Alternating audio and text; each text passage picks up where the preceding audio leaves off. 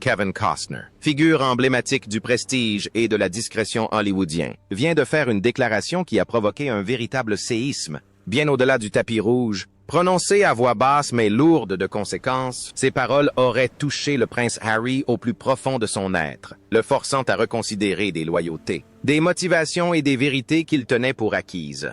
Des cercles caritatifs huppés de Californie aux murmures qui résonnent dans les couloirs royaux. Ce moment marque un tournant décisif, menaçant réputation. Relations et récits soigneusement préservés. Cette simple révélation pourrait-elle être la faille qui fait tout basculer? Une ligne est tracée à Montecito. Rares sont les moments dans la culture des célébrités d'aujourd'hui qui pèsent aussi lourd que celui que Kevin Costner a provoqué en quelques phrases pourtant anodines. Prononcées sans colère ni emphase, ces paroles ont résonné avec une force inhabituelle. Pourtant le poids d'un homme dont la réputation s'était forgée bien avant que l'indignation sur les réseaux sociaux et les alliances avec des marques ne deviennent la norme. Costner, vétéran d'Hollywood aussi réputé pour sa discrétion que pour son influence, a clairement indiqué que Meghan Markle n'assisterait pas à sa soirée caritative privée à Santa Barbara. Ce qui a suivi n'était pas une rumeur, mais une déclaration qui a bouleversé les débats des deux côtés de l'Atlantique. Costner n'a pas haussé le ton ni prolongé l'instant. Il a simplement fermé la porte. Depuis un studio calme donnant sur le Pacifique, quelques jours avant son gala de charité annuel, il a répondu à une question anodine concernant la liste des invités. Sa réponse a dissipé tout réconfort et toute illusion en un instant. Meghan n'était pas invitée. Puis vint l'explication, débitée d'un ton posé, comme celui de quelqu'un qui pèse ses mots. Il a évoqué une approche personnelle importune, des limites claires et des fréquentations auxquelles il ne souhaitait pas s'associer. Il s'est distancié des scandales qui ont terni des noms prestigieux, traçant une ligne de démarcation entre son monde et le sien. Ses propos ont eu un écho bien au-delà de la Californie. En quelques heures, l'onde de choc numérique a atteint Londres, Washington et tous les endroits où les drames royaux conservent une forte charge émotionnelle. Il ne s'agissait pas d'une fuite dans un tabloïd ni d'une rumeur chuchotée et protégée par l'anonymat. C'était une déclaration directe d'une personnalité dont la crédibilité s'étend sur des décennies. À Hollywood, ça compte. Quand quelqu'un comme Costner parle sans en faire des tonnes, l'industrie l'écoute. Le décor a renforcé le symbolisme. Santa Barbara et sa voisine Montecito sont bien plus que de pittoresques enclaves offrant des vues sur l'océan et des haies impeccablement taillées. Elles incarnent une élite américaine attachée à la discrétion, à l'héritage et au respect mérité. C'est ici que des personnalités influentes viennent se ressourcer loin du tumulte. Le prince Harry et Meghan Markle ont compris toute la portée de cette adresse lorsqu'ils ont choisi Montecito comme nouveau domicile après avoir quitté le Royaume-Uni en 2020. Ce choix était bien plus qu'une simple décision immobilière. C'était une affirmation de leurs intentions. Il ne s'agissait pas simplement d'un déménagement. Ils cherchaient à se repositionner au sein d'un nouvel ordre social, mêlant célébrité, philanthropie et influence. Pour être acceptés dans ce milieu, ils devaient obtenir la validation de ceux qui y siégeaient déjà. L'événement caritatif annuel de Costner, autrefois connu sous le nom de Unwet St. 5 Live puis rebaptisé, fait depuis longtemps partie intégrante de ce système de reconnaissance. Organisé à Santa Barbara, il allie l'élégance hollywoodienne à une cause importante, le soutien à la santé mentale et au bien-être des secouristes. Pompiers, ambulanciers et policiers sont au cœur de cette mission, et la liste des invités en témoigne. Les invités ne sont pas seulement des personnalités connues, ce sont des personnes de confiance, dignes de confiance, qui apportent de crédibilité, fond et une réelle préoccupation. Pour les Sussex, une invitation aurait signifié bien plus qu'une simple soirée de réseautage. Cela aurait confirmé leur entrée dans un cercle restreint et protégé du pouvoir américain, un cercle fondé sur une réputation établie de longue date plutôt que sur des titres hérités. C'est pourquoi le refus de Costner a eu un tel retentissement. Il ne s'agissait pas d'un drame personnel joué pour attirer l'attention. Il s'agissait d'un refus d'accès. Ce qui a rendu la situation particulièrement tendue, c'est la raison de ce refus. Costner n'a pas évoqué un malentendu ou un problème d'emploi du temps. Il a évoqué une limite personnelle qui avait été franchie et a clairement indiqué qu'il ne souhaitait pas être mêlé aux controverses qui continuent de peser sur certaines relations royales. Ce faisant, il a assumé ses responsabilités là où il les jugeait nécessaires, sans embellissement ni excuse. Hollywood a immédiatement compris le message. Il s'agissait d'une décision judicieuse prise par quelqu'un dont la carrière a résisté au changement de tendance, au scandale public et au bouleversement du secteur. L'autorité de Costner repose sur sa longévité et sa constance. Il représente une forme d'influence qui ne dépend pas d'une présence médiatique constante. Quand une telle personnalité se retire discrètement, cela ne passe pas inaperçu. De l'autre côté de l'océan, les conséquences furent tout aussi délicates. La monarchie britannique s'efforce depuis des années de gérer les répercussions des scandales passés tout en préservant une image de stabilité. Toute nouvelle association avec la controverse menace cet équilibre. Les propos de Costner ont relancé des débats que beaucoup croyaient clos, liant la culture des célébrités contemporaines aux sombres réalités de la famille royale. Les conséquences ont été décrites comme une prise de conscience centrée sur Santa Barbara, mais leur portée est bien plus vaste. Ce livre révèle le fossé entre célébrité et appartenance, entre accès et acceptation. Il met en lumière le fonctionnement des cercles de l'élite américaine, régis par des règles tacites que ni les titres ni les campagnes médiatiques ne peuvent modifier. Finalement, Costner n'a ni accusé, ni argumenté, ni mené campagne. Il a simplement exposé sa position et est passé à autre chose. Cette certitude tranquille s'est avérée plus puissante que l'indignation n'aurait jamais pu l'être. Une limite clairement définie a redéfini les récits, remis en question les ambitions et rappelé à tous les spectateurs que certaines portes ne s'ouvrent qu'à ceux qui comprennent le prix à payer pour franchir ces limites. Et à mesure que ces limites étaient franchies, une tension latente s'installait, transformant ce qui aurait dû être une fête en un moment empreint de malaise. Lorsque les convenances hollywoodiennes se sont fissurées, une atmosphère étrange s'est installée cette année-là. Une atmosphère que de nombreux invités ont perçue avant même qu'un discours ne soit prononcé ou qu'un flash ne crépite. En 2023, ce qui aurait dû être une célébration harmonieuse était au contraire marqué par une tension sourde qui ne s'est jamais vraiment dissipée. Ceux qui étaient présents par la suite ont confié que le malaise était palpable, même si personne n'osait l'exprimer ouvertement. Des sourires étaient échangés, des poignées de main se faisaient, mais l'atmosphère semblait forcée, presque mécanique, plus qu'authentique. En réalité, la véritable raison était moins l'amitié que les affaires. William Morris Endeavor, plus connu sous le nom de WME, l'une des agences artistiques les plus influentes au monde, avait à cœur de présenter ses plus grandes stars sur un pied d'égalité au sein des mêmes cercles d'élite. Le principe était simple, les clients les plus prestigieux devaient apparaître côte à côte. En réalité, cette association était malvenue dès le départ. Plusieurs personnes proches du projet ont révélé par la suite que Costner n'était pas enthousiaste à l'idée. De nombreux témoignages indiquent qu'il a subi d'intenses pressions pour accepter.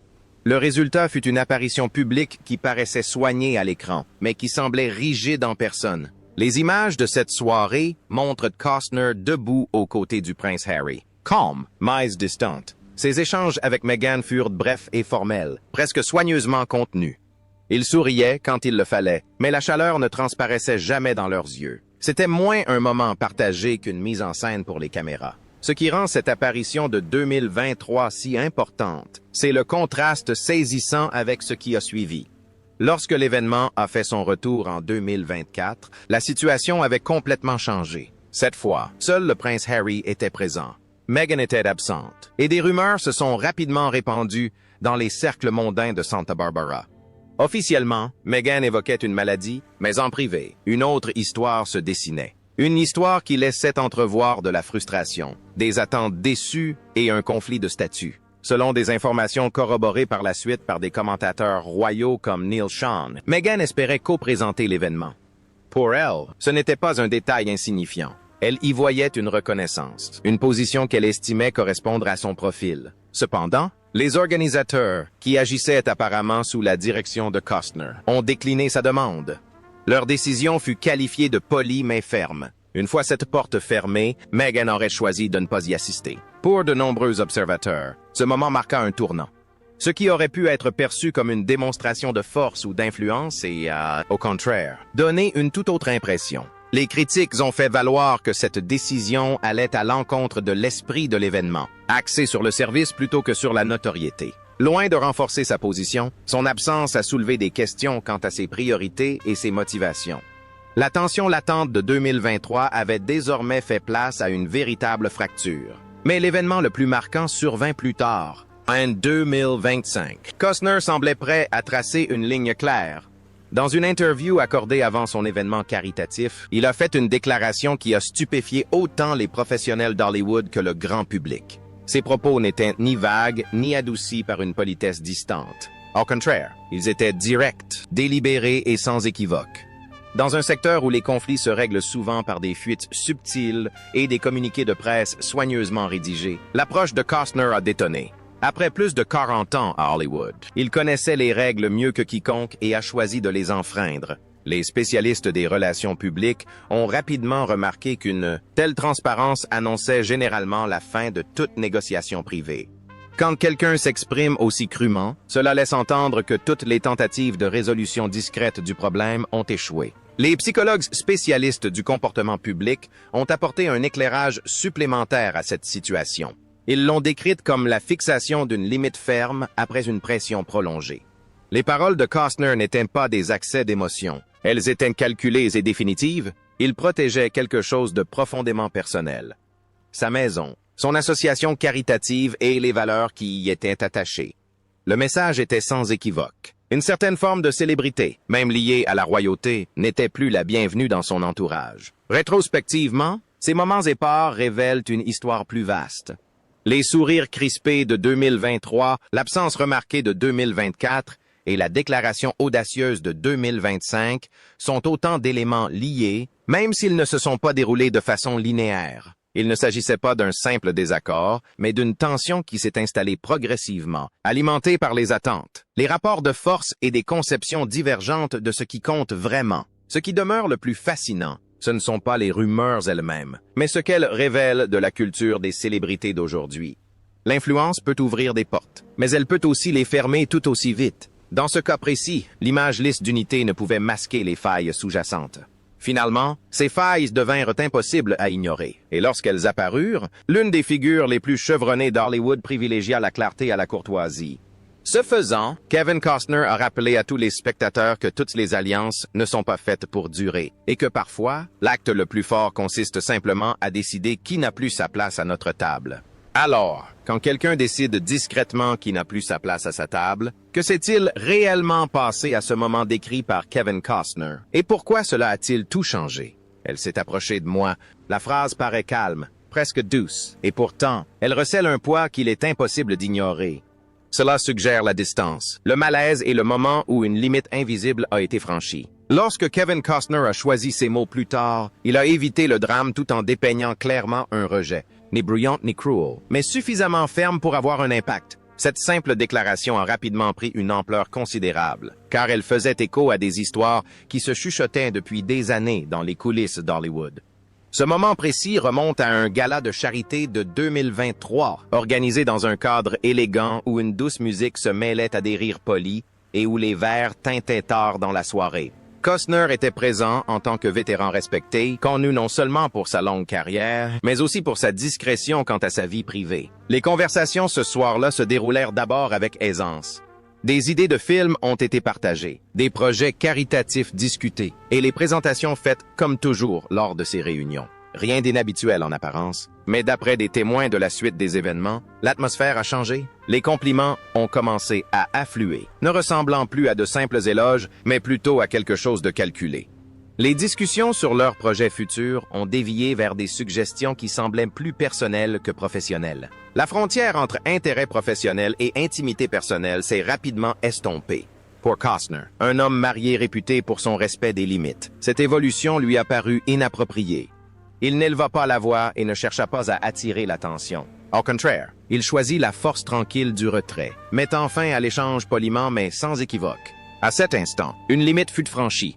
Ce qui a rendu l'incident si marquant, ce n'est pas seulement l'événement lui-même, mais aussi le contexte qui l'entourait. Bien avant cette nuit-là, Meghan avait déjà été confrontée à des histoires similaires depuis ses débuts dans la série Suits au début des années 2000. Elles étaient rarement relatées dans les grands médias. Au lieu de cela, elle s'exprimait à travers des publications anonymes, des conversations privées et des échanges à voix basse lors de dîners professionnels. Ces récits décrivaient souvent une actrice ambitieuse qui comprenait l'importance des contacts et savait comment les obtenir. Après tout, Hollywood repose sur les relations. Le succès dépend souvent de la visibilité, de la reconnaissance et de l'envie d'être réinvité. Pour de nombreux acteurs en herbe, le charme devient un atout et l'ambition une nécessité pour survivre. Les partisans de cette attitude font valoir, non sans raison, que ce comportement est valorisé chez les hommes. La confiance engendre le leadership. La persévérance engendre la force. Pourtant, le point commun à tous ces récits n'était pas seulement l'ambition, mais aussi le malaise. On a évoqué des rencontres qui semblaient trop familières, trop rapides et étrangement intéressées, comme si la chaleur humaine s'accompagnait d'attentes. Ces récits ont pris un tout autre sens après le changement de statut de Meghan. Un titre royal confère une gravité particulière, surtout dans un secteur fasciné par les symboles de pouvoir. Les portes qui s'ouvraient autrefois lentement semblent désormais s'ouvrir plus largement. À cette époque, les Sussex signèrent un contrat important avec WMA, une agence influente réputée pour son rôle dans le lancement de carrières prestigieuses. Cet accord fut qualifié d'historique, et cette notoriété engendra de fortes pressions. Les agences sont rémunérées pour obtenir des résultats, et les investissements importants exigent des retours sur investissement tangibles. Selon certaines sources internes, cette pression aurait pu mener à des rencontres et des présentations soigneusement orchestrées, plaçant ainsi des personnalités établies comme Costner dans des situations qu'elles n'avaient pas souhaitées. Pour quelqu'un qui attache une grande importance à son indépendance, une telle mise en scène peut être perçue comme une intrusion. Dans cette perspective, la réaction de Costner dépasse le simple refus personnel. Elle s'apparente à une résistance face à un système qui tente d'imposer une relation qu'il jugeait imméritée. Lorsque Costner a finalement pris la parole, ses mots ont acquis une force inhabituelle précisément en raison de leur retenue. Il n'a pas accusé, il n'a pas expliqué chaque détail, il a simplement relaté les faits de son point de vue. Cette simplicité a transformé des murmures persistants en une réalité plus difficile à ignorer. Une voix respectée a confirmé, sans fioriture, que le malaise décrit par d'autres était bien réel. Cette réaction a également révélé une incompréhension plus profonde quant aux structures de pouvoir à Hollywood. Les titres peuvent attirer l'attention, mais ils ne remplacent pas la confiance. Dans ce monde, l'héritage se construit sur des décennies grâce à la constance et au respect. Parmi les personnalités les plus établies, la réputation compte plus que la nouveauté, et l'influence ne va pas de soi. Cela se mérite, interaction après interaction. Au final, l'histoire parle moins de scandales que de limites. Elle montre comment l'ambition peut être perçue différemment selon la manière dont elle s'exprime. Et comment, même dans un secteur réputé pour ses excès, un refus discret peut être le plus éloquent. Le choix de Costner de prendre du recul, puis de s'exprimer avec prudence, a rappelé à Hollywood une leçon souvent oubliée. L'accès n'est pas un droit acquis, et le respect n'est jamais automatique. Que se passe-t-il lorsque l'accès est confondu avec un droit? Et comment une simple phrase de Kevin Costner a-t-elle transformé cette leçon, pourtant si discrète, en un événement retentissant d'Hollywood jusqu'à Buckingham Palace? Une seule phrase qui a mis le feu aux poudres. Il y a des moments où quelques mots pèsent 1000 mots, et c'était l'un d'eux. Avec une réplique digne d'un roman noir plutôt que d'un échange public, Kevin Costner a jeté une ombre qui s'étendait d'Hollywood à Buckingham Palace. D'un seul souffle, il a associé la duchesse de Sussex au nom le plus sulfureux jamais entaché par la royauté moderne, l'alliant par association à un scandale qui a déjà irrémédiablement marqué la couronne. Aucune preuve n'a été apportée, aucune explication n'a suivi, et pourtant l'impact a été immédiat et brutal. Le pouvoir résidait non pas dans les détails, mais dans la proximité. L'affaire Epstein est longtemps restée un symbole de pouvoir corrompu, une histoire sordide qui a transcendé les frontières et impliqué des personnalités du monde politique, financier, médiatique et royal. Il ne s'agissait pas seulement de crimes commis dans l'ombre, mais aussi de la manière dont l'influence se protège. Pour la monarchie britannique, cette histoire a toujours eu un visage unique et persistant. La proximité du prince Andrew avec Jeffrey Epstein a hanté l'institution pendant des années, devenant impossible à ignorer après son interview désastreuse à l'émission Newsnight de la BBC en 2019. Son accord à l'amiable avec Virginia Giuffre, annoncé début 2022, et son retrait rapide de la vie publique ont marqué un tournant. Pourtant, même après son retrait de la vie publique, la tâche persistait, s'accrochant à la monarchie comme un fantôme qui refuse de quitter la salle à manger. Derrière les murs du palais, la gestion de cette crise a été un exercice constant. Les observateurs ont depuis longtemps constaté une tentative de dissimulation. Lorsque l'attention portée au prince Andrew s'intensifie, une avalanche d'articles négatifs sur le prince Harry et Meghan s'ensuit souvent. Qu'il s'agisse d'une coïncidence ou d'une stratégie, le résultat est le même. l'attention du public se détourne, l'indignation se disperse et les questions les plus sensibles perdent de leur impact. Ce schéma a alimenté les rumeurs selon lesquelles les Sussex étaient devenus une diversion opportune, absorbant l'attention médiatique qui aurait dû être portée sur un scandale bien plus destructeur. La déclaration de Costner a brisé cet équilibre fragile. En mentionnant Andrew et Meghan dans la même phrase, il a amalgamé deux crises distinctes en un seul récit toxique. Les barrières qui séparaient autrefois ces controverses se sont soudainement effondrées. Ce qui était géré par la séparation s'est désormais fusionné, créant un tableau unique et plus sombre, impossible à circonscrire ou à détourner. Les rumeurs, liant Meghan à l'entourage d'Epstein existent depuis des années, enfouies pour la plupart dans les recoins les plus obscurs d'Internet, sans fondement et largement rejetées. Certains murmuraient que ses débuts à Hollywood l'avaient tenu à l'écart des cercles mondains. D'autres affirmaient, sans preuve, que Ghislaine Maxwell avait parlé d'elle en privé. Aucune de ces histoires n'a jamais été relayée par des journalistes crédibles. Elles manquaient de substance, de sources et de vérification. D'elles-mêmes, elles disparurent aussi vite qu'elles étaient apparues. Ce qui changea, ce fut le messager. Costner n'est pas une voix anonyme cachée derrière un écran. C'est une figure respectée, forte d'une expérience de plusieurs décennies dans le monde du divertissement. Quelqu'un qui évolue vraisemblablement dans des cercles huppés, où l'information, les rumeurs et les demi-vérités circulent librement. Ces paroles n'ont pas créé de faits, mais elles ont donné vie à de vieilles rumeurs, leur conférant une visibilité inédite. Dans un monde où la richesse d'Hollywood et l'influence mondiale se confondent souvent, la simple suggestion d'informations privilégiées suffit à éveiller les soupçons. Pour le roi Charles III, ce moment touche au cœur même de sa mission fragile.